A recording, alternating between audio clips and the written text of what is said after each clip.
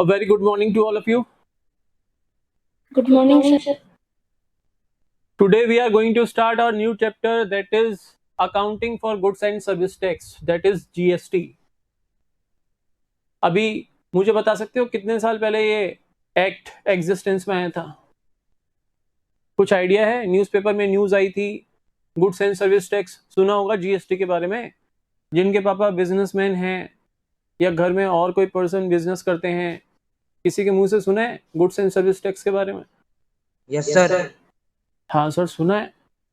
तो आओ स्टार्ट करें जीएसटी, और न्यू चैप्टर बहुत जल्दी स्टार्ट हो रहा है और बहुत जल्दी ही एंड भी हो जाएगा।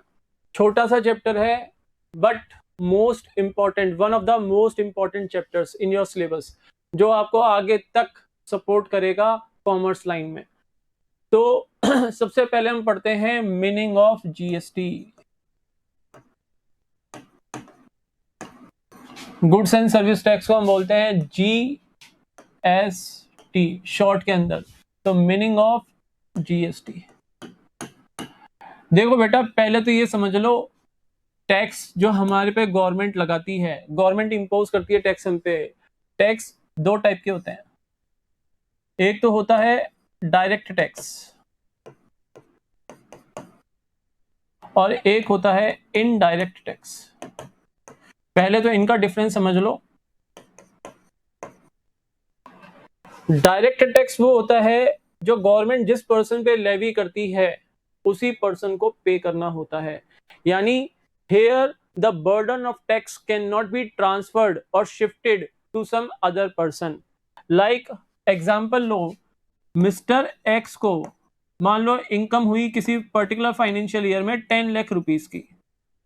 अब जो भी टैक्स के स्लैब्स बना रखे हैं गवर्नमेंट ने, उस अकॉर्डिंग अगर इस इनकम के ऊपर टैक्स लगाते हैं तो मान लो 50,000 रुपीज का टैक्स बनता है। हालांकि ये अमाउंट बिल्कुल करेक्ट नहीं है। मैंने कहा गवर्नमेंट ने जो भी टैक्स के रेट्स डिसाइड कर रखे हैं, जो भी स्लैब्स बना रखे हैं इनकम टैक्स के, उसके अकॉर्डिंग जब टैक्स का कैलकुलेशन हुआ 10 लाख की इनकम पे, तो अमाउंट ऑफ टैक्स आता है 50,000 rupees. This 50,000 rupees have to be paid only by mister X. This tax burden cannot be shifted by Mr. X to some other person. तो direct tax वो है जो गवर्नमेंट जिस person के ऊपर impose करती है, लेवी करती है, उसी पर्सन को पे करना होता है। वो इस टैक्स बर्डन को किसी और पर्सन के ऊपर शिफ्ट नहीं कर सकता। बोलो, समझ में आया? Yes sir. Indirect tax,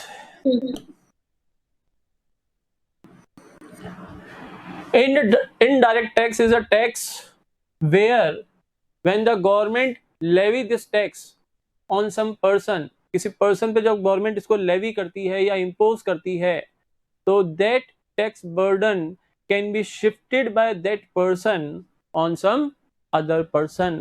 Like मान लो मिस्टर एक्स एक मैन्युफैक्चरर है। क्या मैन्युफैक्चर करता है सर ये? He is a manufacturer.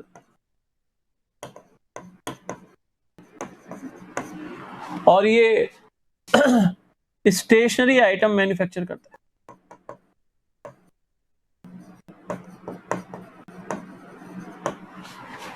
Stationery items manufacture करने के लिए ये मिस्टर वाई से रॉ मटेरियल परचेज करता है।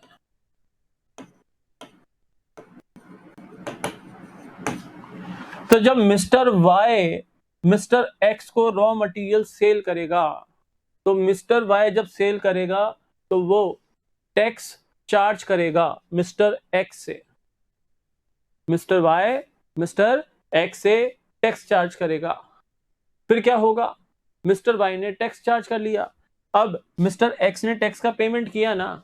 मान लो मिस्टर एक्स ने मिस्टर वाई से 1 लाख रुपीस के गुड्स परचेज किए, रॉ मटेरियल परचेज किया, और इस 1 लाख रुपीस के ऊपर मान लो एट द रेट ऑफ 10% उसने टैक्स पे किया। तो टैक्स कितना हो गया बेटा?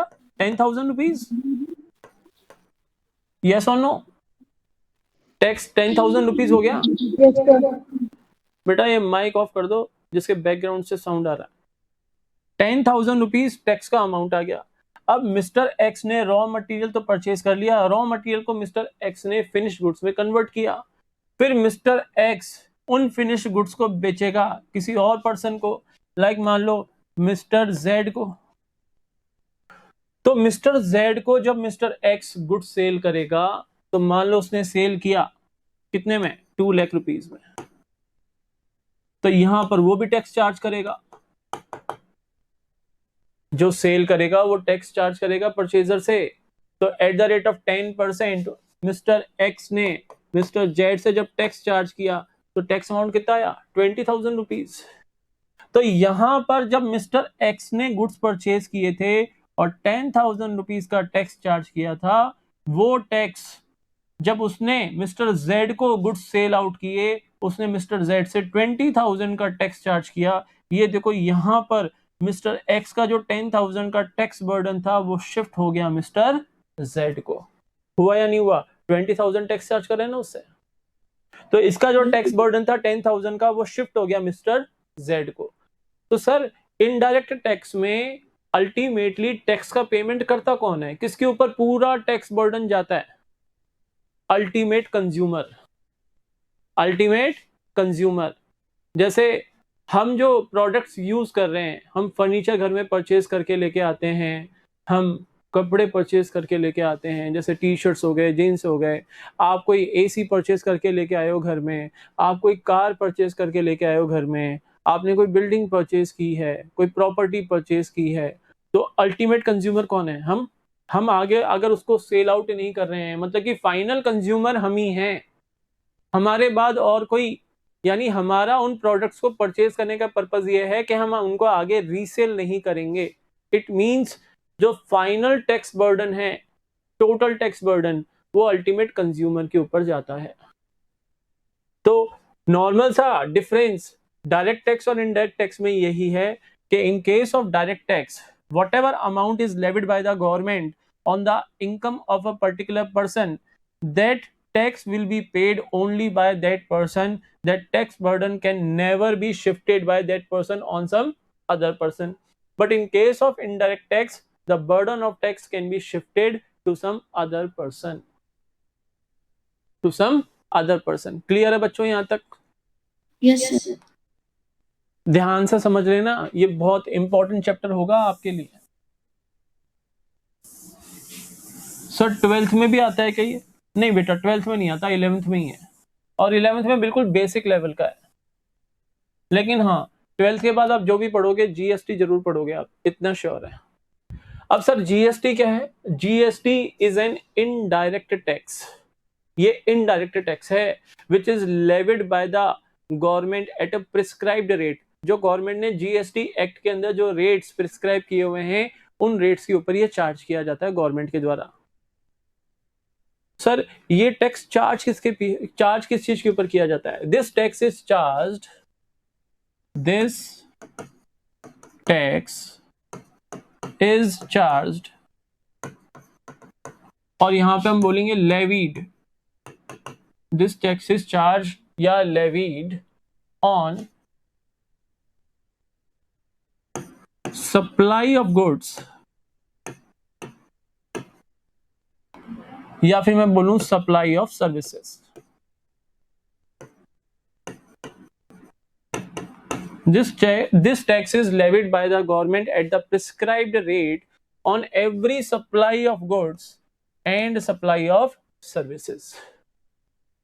कुछ एक्सेप्शन भी है, on every supply of goods and every supply of services except, तो जीएसटी किसके ऊपर नहीं लगता? एक्सेप्ट बोला ना, तो किसके ऊपर नहीं लगता?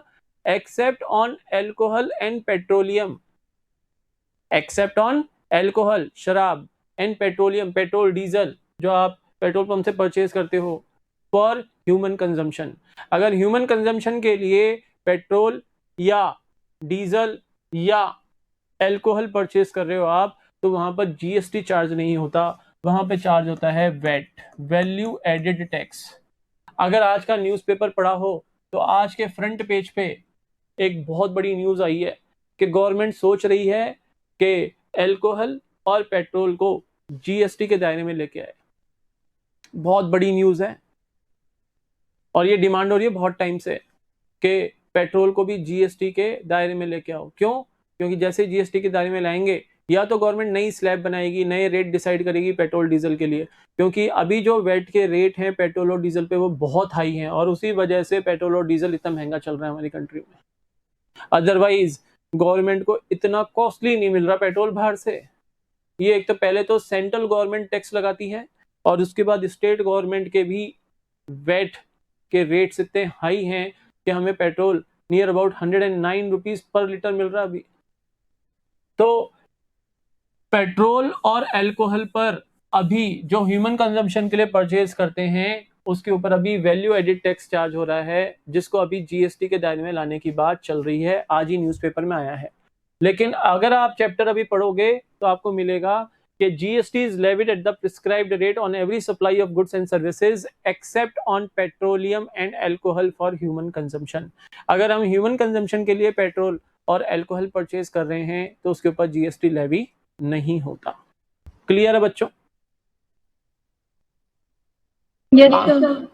अब सप्लाई ऑफ गुड्स का क्या मतलब है और सप्लाई ऑफ सर्विसेज का क्या मतलब है? What do you mean by supply of goods? Supply of goods means sale of goods. जब भी आप गुड्स सेल करोगे, जिन गुड्स में ऑर्गेनाइजेशन डील करता है, अब गुड्स की डेफिनेशन मुझे बार बार बताने की जरूरत नहीं है, आप लोगों को मैं बहुत बार बता चुका हूं। जिन गुड्स में भी ऑर्गेनाइजेशन डील करता है उन गुड्स को जब आप सेल करोगे तो जीएसटी लेवी होगा। Seller will charge goods and service tax from the purchaser at the prescribed rate. और सप्लाई ऑफ सर्विसेज का मतलब है रेंडरिंग ऑफ सर्विसेज।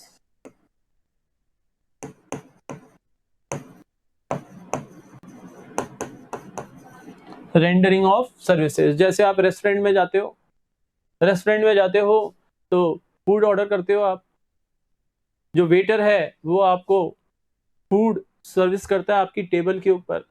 तो पहले लगता था सर्विस चार्ज, अब वो सर्विस चार्ज जो सेंट्रल गवर्नमेंट लेवी करती थी, अब उस सर्विस टैक्स को मर्ज कर दिया गया है goods and service tax GST के अंदर।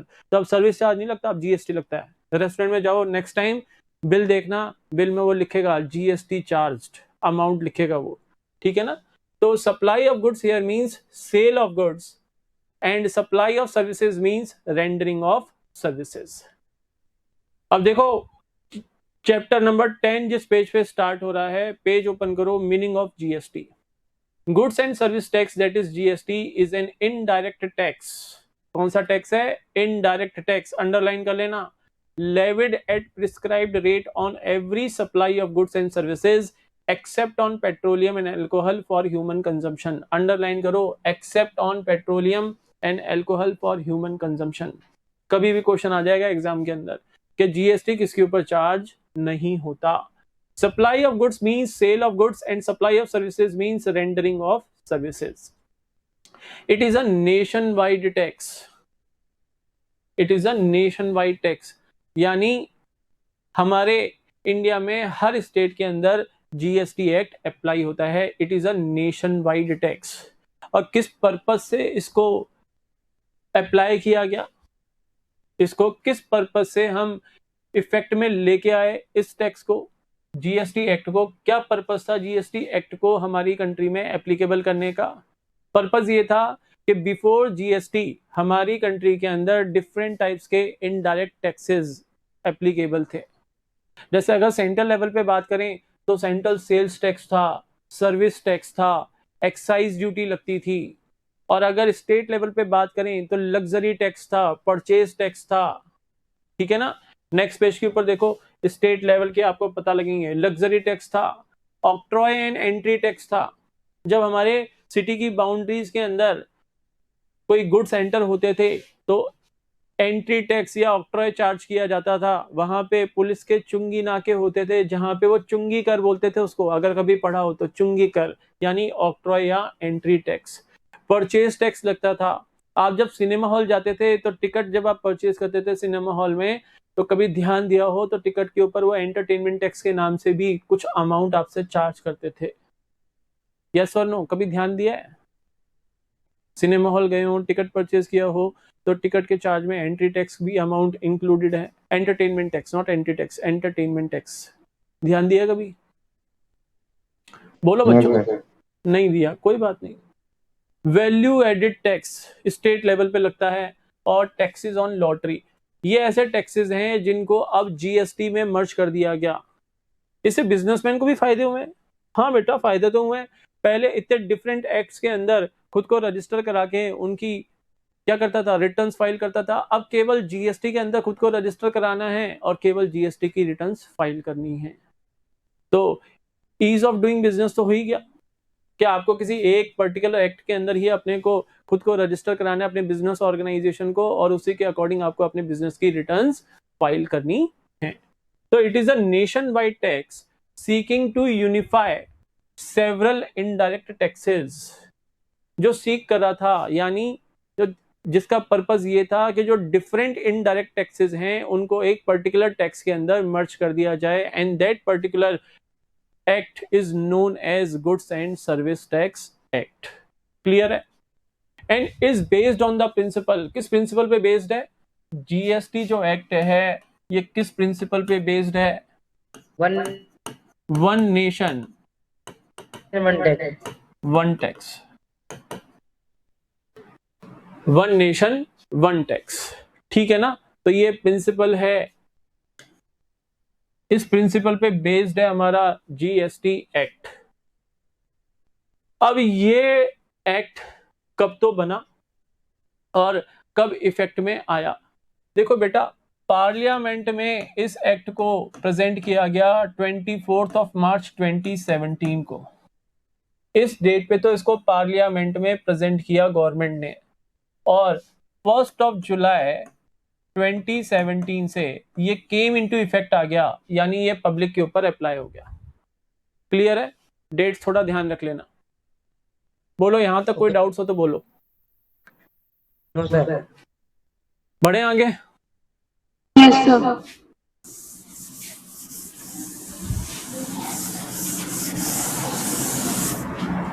अब देखो, before GST there are several indirect taxes levied by the central government as well as state government. अब सेंट्रल लेवल के कौन से ऐसे इनडायरेक्ट टैक्सेस थे जो जीएसटी में मर्ज हुए? जीएसटी में सेंट्रल लेवल के ऐसे कौन से टैक्सेस थे जो जीएसटी में मर्ज हुए? एक्साइज ड्यूटी,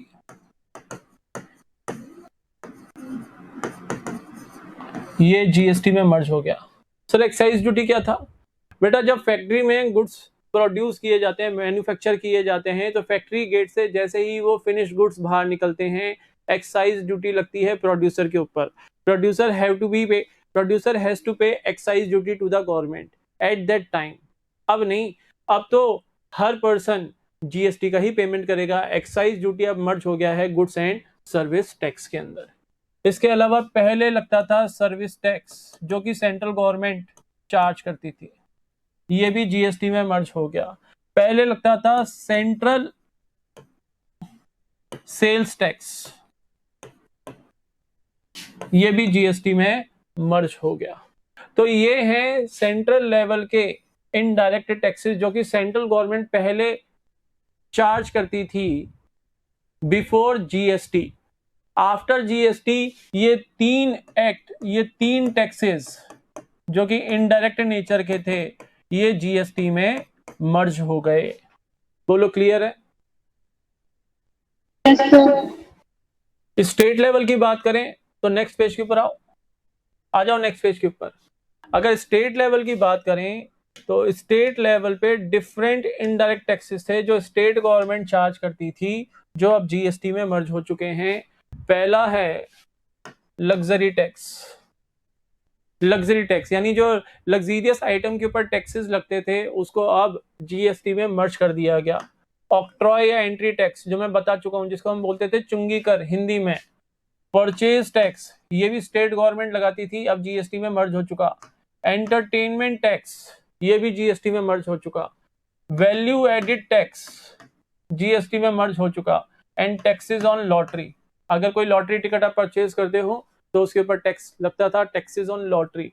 अब अगर आप कोई लॉटरी टिकट परचेज करते हैं हालांकि इस टाइप की एक्टिविटीज में इन्वॉल्व नहीं होना चाहिए, मेहनत से कमाओ पैसा अपना। तो अब अगर कोई पर्सन लॉटरी परचेज कर रहा है तो अब जो टैक्सेस ऑन लॉटरी के नाम से पहले टैक्स लगता था, अब वहां पर आता है जीएसटी के नाम से अमाउंट चार्ज होता है। बोलो क्लियर है? Yes, sir. Yes, sir.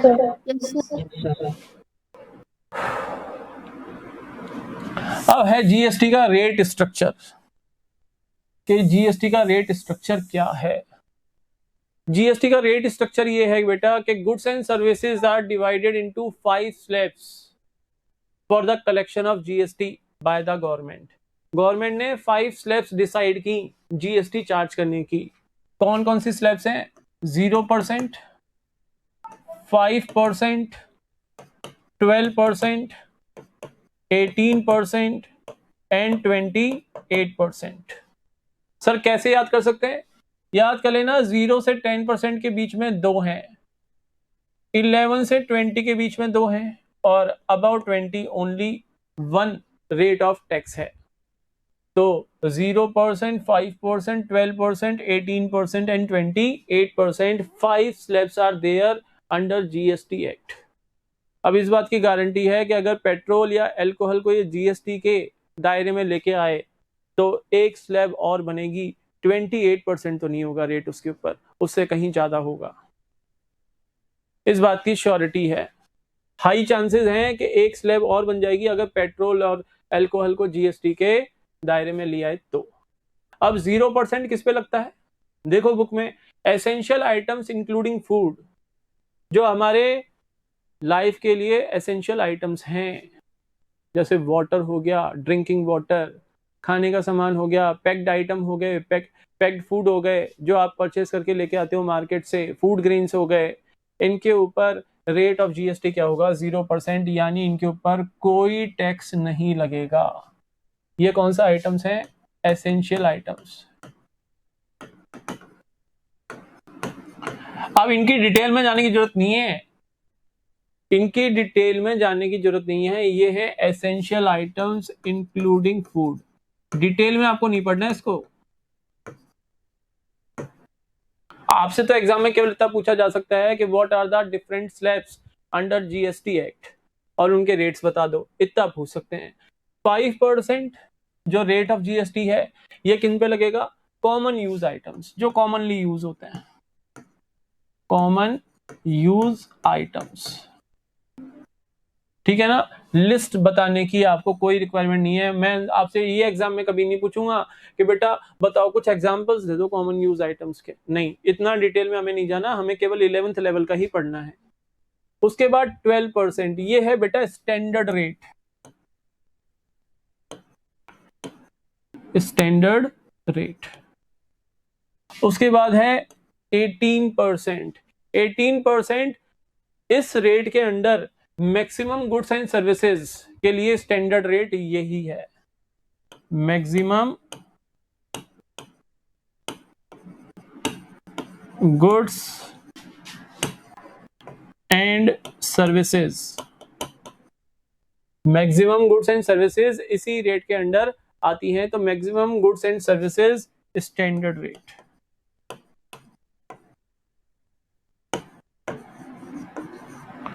और लास्ट है आपका 28%। ये लगता है एक तो टोबैको के ऊपर, यानी तंबाकू से रिलेटेड आइटम के ऊपर, ताकि गवर्नमेंट का पर्पस क्या है? ताकि लोग ऐसे आइटम्स को यूज करना कम करें, इसलिए टैक्स रेट भी हाई लगा रखा है। और बात यह है, जिन लोगों को इन चीजों की आदत पड़ जाती है, बीड़ी, सिगरेट, ठीक है ना, इन चीजों की, टोबैको आइटम्स खाने की जिनको आदत पड़ जाती है, वो कितना भी महंगा हो जाए वो छोड़ते नहीं है जल्दी से। तो गवर्नमेंट ने कहा जब ये छोड़ते ही नहीं है तो इनसे हाई टैक्स ही चार्ज करो। तो एक तो टोबैको आइटम्स और एक luxurious items, luxury items like car, ठीक है ना। तो टोबैको एंड लग्जरी आइटम्स के ऊपर हाईएस्ट रेट है जीएसटी का 28%। आपको ये रेट्स याद रखने पड़ेंगे। और थोड़ी सी ये कॉमन चीजें कि 0% लगता है एसेंशियल आइटम्स के ऊपर including food, 5% common use items के ऊपर, 12% स्टैंडर्ड रेट है, 18% maximum goods and services standard rate है, and 28% luxurious items and tobacco items के ऊपर जीएसटी चार्ज करती है गवर्नमेंट। बोलो क्लियर है? Yes.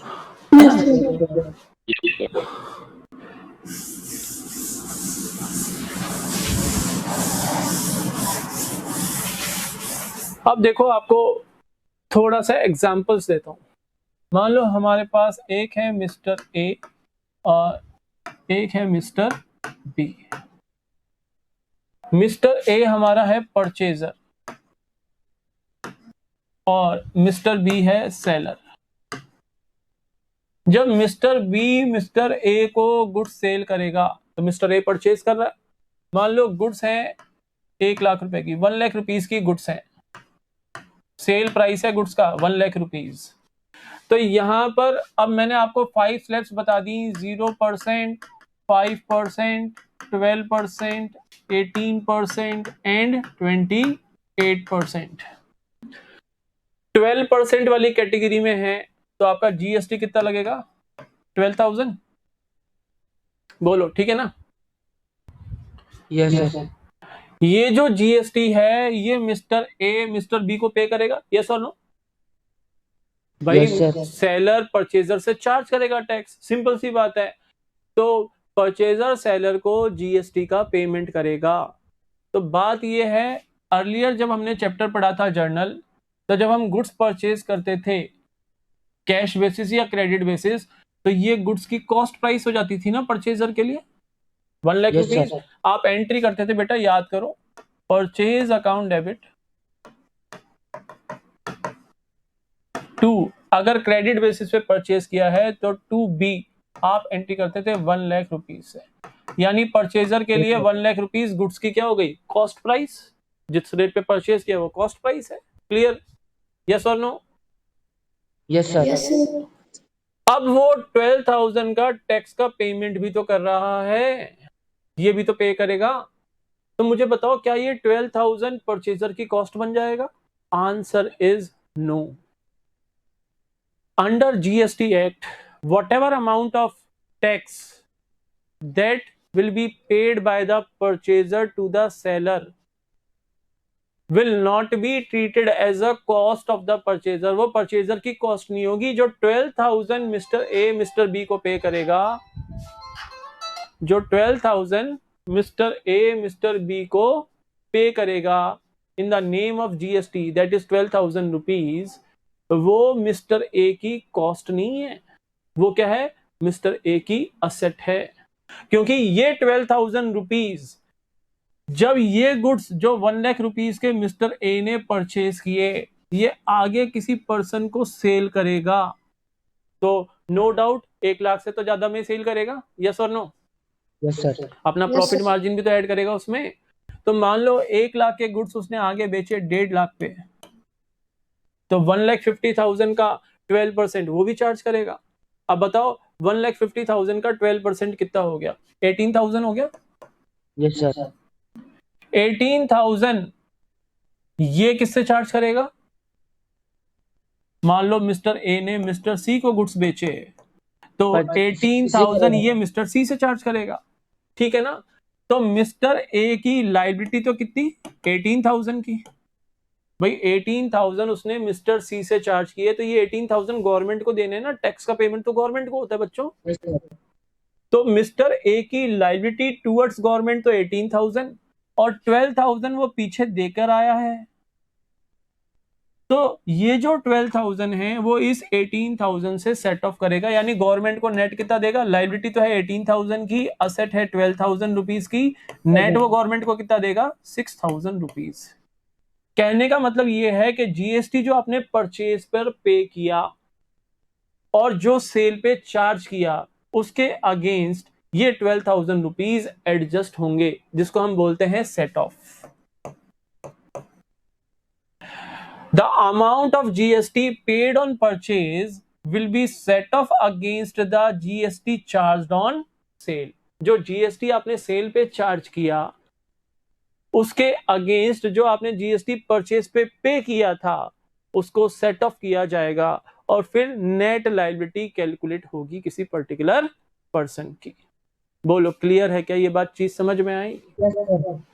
तो कहने का मतलब ये है कि whenever any purchaser pays goods and service tax on the purchase of goods and services, then the amount of GST paid on purchase will not be a part of his cost of goods purchased. It will be taken as his or her asset, because this much amount, according to our example, rupees 12,000 will be set off against the GST charged by him on the sale of goods. बोलो clear है क्या? Yes, sir. All students, मुझे सबकी यहाँ पर आवाज आनी Yes, चाहिए। sir. सबको क्लियर है ना ये? Yes sir. Yes, sir. तो अब देखो सेकंड पेज के ऊपर जहां पर स्लैब्स दे रखी है उसके नीचे लाइन लिखी हुई है, GST is paid on purchase of goods and services and it is collected from customers on sale of goods and services. बोलो ये लाइन क्लियर है? Yes, sir. GST paid termed as input GST. देखो जब mister A ने mister B से goods purchase किए, मैं इसको हटा रहा हूं, कंफ्यूज हो जाओगे नहीं तो इस डेटा के अंदर।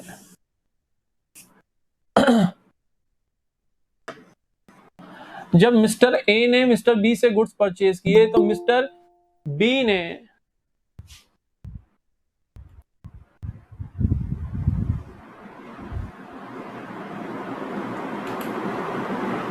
ये कौन है भाई? मैं हिमांशु। क्यों बेटा दूसरी आईडी से क्यों एंटर हो रहे हो? एक आईडी से तो हो पहले already.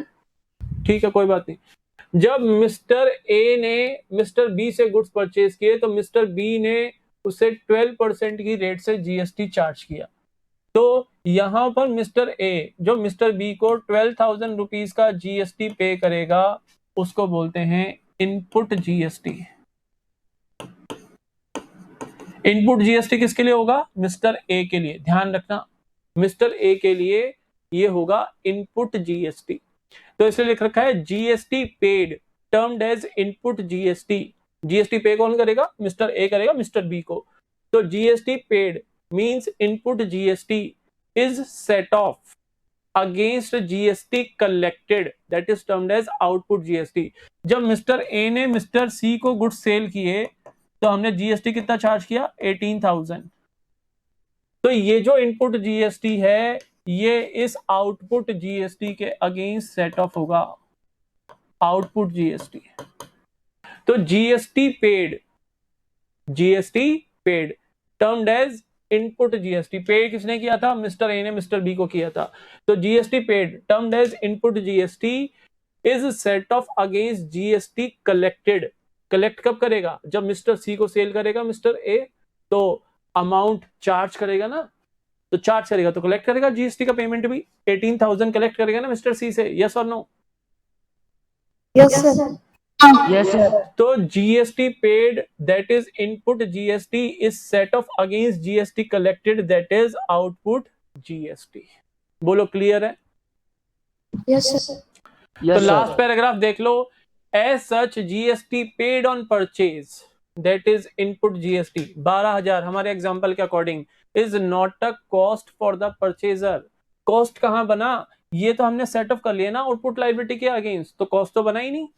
Is not a cost for the purchaser but is an asset since it can be set off against GST collected on sales that is output GST. ये रहा 18,000। Similarly GST collected on sales, जो आपने mister A ने mister सी को जब 1,50,000 में ये goods बेचे और एट द रेट ऑफ 12% हमने 18,000 कलेक्ट किया, GST collected on sales is not an income for the trader. Seller के लिए वो इनकम नहीं है, that is a liability, that is a liability for the seller. 18,000 government को पे करने हैं, लेकिन 12,000 हम दे के आए हैं पीछे जब हमने गुड्स परचेज किए थे।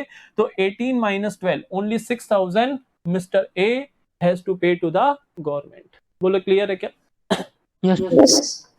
सर ये सेट ऑफ कैसे होता है? बेटा जब हम अपनी रिटर्न फाइल करते हैं ना जीएसटी की, वहां पर सेट ऑफ करने का आपको ऑप्शन मिलता है, तो उसके लिए आपको जीएसटी की रिटर्न फाइल करनी पड़ेगी।